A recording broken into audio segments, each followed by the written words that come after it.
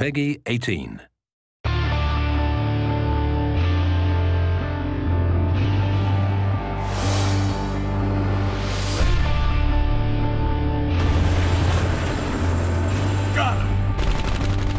Spec Ops: The Line is a third-person military-themed shooter with a focus on a dark and mature narrative, which follows a squad of Delta Force operators into Dubai on a rescue mission. The setting of Dubai really influences the style of combat in Spec Ops: The Line. The unique architecture that's there does some really interesting things with our combat space.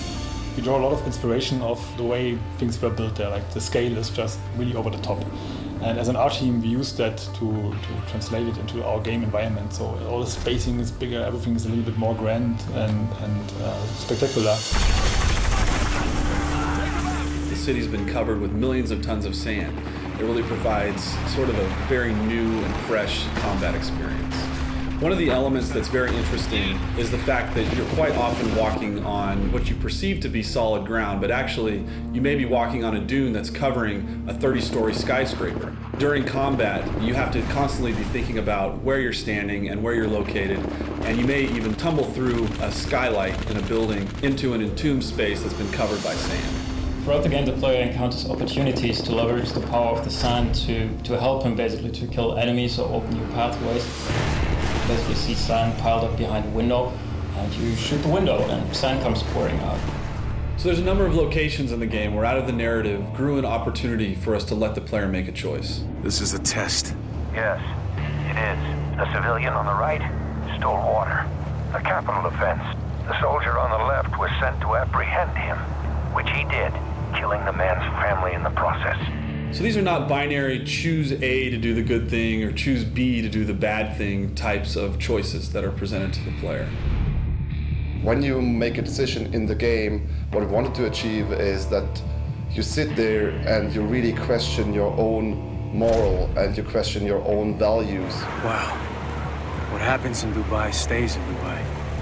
After a battle in Spec Ops: The Line, there's rarely a situation where all of the enemies are dead. They're typically laying on the battlefield, bleeding out in horrific pain and agony. The player can choose to react to that in a number of ways, and one of the ways that he can do that is by utilizing executions and executing those enemies. Since Spec Ops: The Line is a realistic shooter and you're up against humans with guns, it was always very important for us to make sure that there is enough variety in gunplay and in enemy behavior, so we created all those different enemy types to make sure that there's always enough variety and fun to fight those guys. It was too close, Walker! Take this guy out! Is that all of them? I think we're clear. What about the civilians? 33rd get away with any of them? Yeah, they did.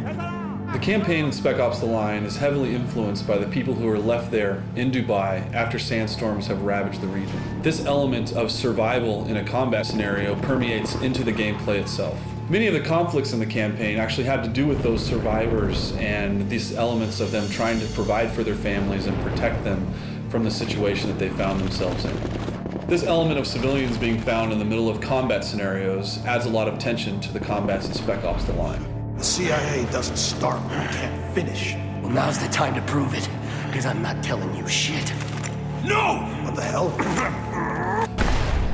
What we wanted to achieve was that the player really not only makes his decisions as the character, but also as himself, as a person, as the human in front of the console. We hope that this invites players to think about what wartime scenarios are really like for the people that are trapped within their confines.